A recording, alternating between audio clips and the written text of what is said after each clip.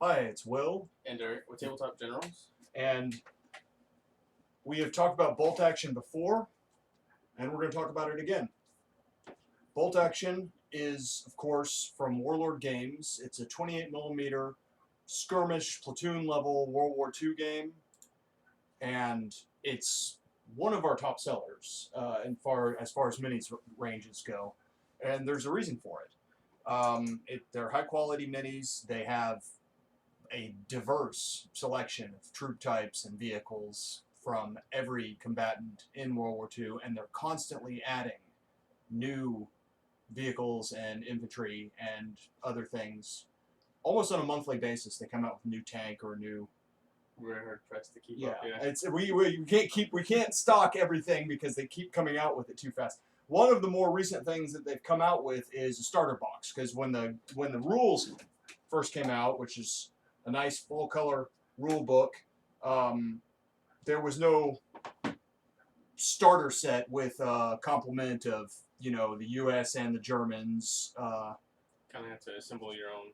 Yeah, you pick and choose your armies, but which there's nothing wrong with that. But if you want to jump right in and you only want to buy one box, Assault on Normandy is out.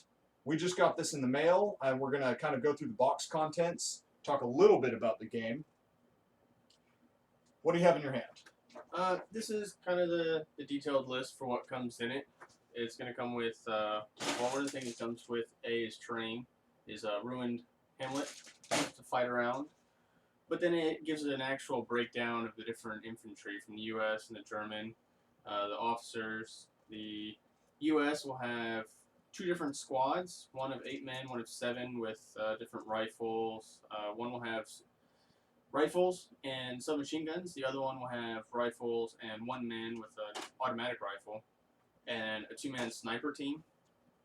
While the Germans will have their officer and then 3 squads of 6 men with the officer, 4 with rifles, and light machine gun teams. So the Germans come on smaller sprues, but you get more of the sprues. You get 1, 2, 3, 4. Those are all the weapons, right? 5, 6, 7 sprues worth of Germans and weapons, and the Germans have a diversity of weapons available to them. Machine guns, Mausers, stick grenades. I see the little 30 caliber submachine gun, a Panzerfaust, rocket launcher, and then you get on the American side for the weapon sprues. Got sniper rifles. I've got a BAR, that's the automatic rifle. I've got Thompson submachine guns, M1s with bayonets, M1s without bayonets. Looks like some 1903 Springfields. There's the was it a Winchester or Remington trench shotgun? But you get you got some M14 or M1 carbines in here, grenades, etc. Binoculars for your officer. And there's a bazooka on each sprue, so you get each side can have 2 anti-tank weapons. We've talked in the past about their minis. Their minis are very well done. There's little or no flash on the pieces. There are plenty of options for customizing them. The Americans come with the bases attached to the sprues. The German bases come separately. Bolt action is kind of a unique game in that most minis games, one side goes, then the other side goes. And you move your entire army, and then they move their entire army. And like in the most popular minis game, it's movement, then attack phase, and then assault and whatnot. In bolt action, I was watching a video of, was it Rick Priestley? Or maybe it was Alessio Cavatore, one of the authors of Bolt Action. They're playing a demo game, and he was explaining the orders dice. You also get 4 set of brown dice and 4 olive-colored dice, and they say things like run, halt, rally, ambush, advance, down, and fire on the dice. And so you deploy your forces, and your enemy deploys his forces, and then you put the dice in a bag, and you take turns drawing dice, and if it's a brown dice, then the person who chose the brown dice goes. And so you could theoretically have 2 units move in sequence, if I'm understanding that correctly. We haven't played it yet because we haven't had minis of our own to paint yet. That's what these are. And but it's unique because it keeps it fluid. It doesn't. The author of the game, who's talking about wanting to capture the some of the uncertainty of warfare. Real war is not like a minis game in any way, but this helps lend some of the urgency to it and some of the unknown. You don't know if you're going next, if your enemy's going to move twice. It's pretty cool. A couple other things that come in the box are assembly and painting guides for the minis, U.S. and German, and they've got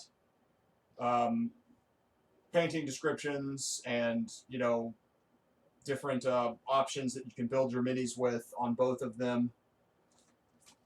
It comes with a copy of the rules in the box, so you don't have to buy it separately. It comes with the dice, it comes with the terrain, which is easy to assemble, and then the Germans and the U.S. infantry. $92 is the MSRP on this. We may be selling it for a little bit less once we stock it. Considering that the book itself retails for $29.99, the terrain retails for something like $50. The infantry squads, the plastic, run about $25 or $30 each.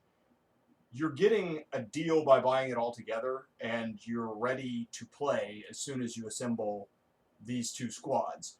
I would probably recommend, and what we'll do is probably add a vehicle to each side, because there are plenty of good rules for tanks in there. And, you know, everybody wants a Panzer or a Sherman on their team. This is our first look at Assault on Normandy. We are going to get some of these painted eventually, and we'll do battle reports on it. Shoot us any comments or your thoughts on Warlord games and Bolt Action in particular, or any game that you're playing, and let us know. You can find us on Facebook. You can find us on the web, www.thetabletopgenerals, and you're watching us on YouTube. So I'm Will. And Derek. And from Tabletop Generals, we hope you have many victories on the battlefield. Happy gaming.